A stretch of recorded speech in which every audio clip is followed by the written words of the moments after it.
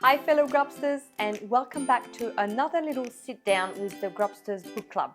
I'm Candice, and this month we've been reading a book that really surprised me in the best kind of way, and that's The Friend by Sigrid Nunez. Now, I'll be honest, when I first picked up the book, I wasn't really sure what to expect. I knew it was about grief and a dog and writing, but I didn't realize just how quietly powerful it would be. It's one of those books that sort of creep up on you. It's such a quiet book on the outside, but it packs an emotional punch. It follows a woman dealing with the loss of her best friend and mentor and how she ends up taking care of his dog, a Great Dane named Apollo. I loved how the relationship between the narrator and Apollo is not loud or overly sentimental. It just is. It's real. I also loved how much it is about writing, what it means to be a writer, to lose someone that you shared words with, and to find your way back to meaning. There's this stillness to the book, like it doesn't push you to feel anything, it just lets you sit with it. I also find myself totally wrapped up in the narrator's voice. There's something sharp and tender about the way she sees the world, and without giving anything away, but by the end of the book, you start to realize that there is more going on than you first thought. It sort of pulls the rug out from under you, but in a gentle way. Like the story shifts and you're left questioning what was reality and what was storytelling. I loved that. Now, I didn't receive many reviews from you guys for this book, but I did receive one from Jasmine in Brisbane, so I'm gonna read it out to you. Thank you, Jasmine.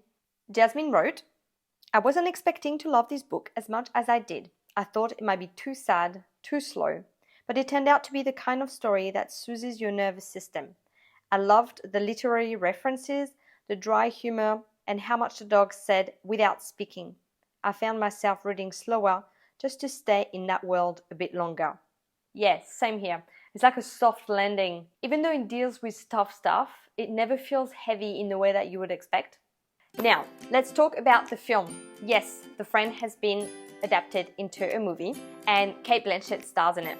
Honestly, when I found out she was cast as the narrator, I thought, of course, perfect. She brings such a depth and complexity to quiet and introspective roles, and I cannot wait to see it. Did you see it?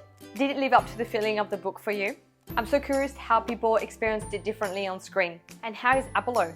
The role of a lifetime for a lucky Dane. Let's talk about it in the comments. Book versus movie, what worked for you, what didn't. And of course, keep the book reviews coming as well in the comments. The team and I read every single one.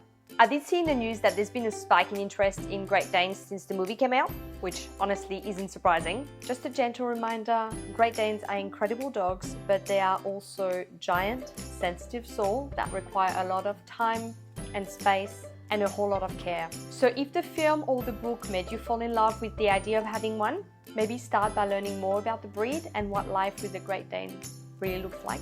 Responsible ownership always comes first. If you enjoyed this little chat, don't forget to give the video a thumbs up and hit the subscribe button to not miss out on future book reviews. That's all for now. See you next time and happy reading!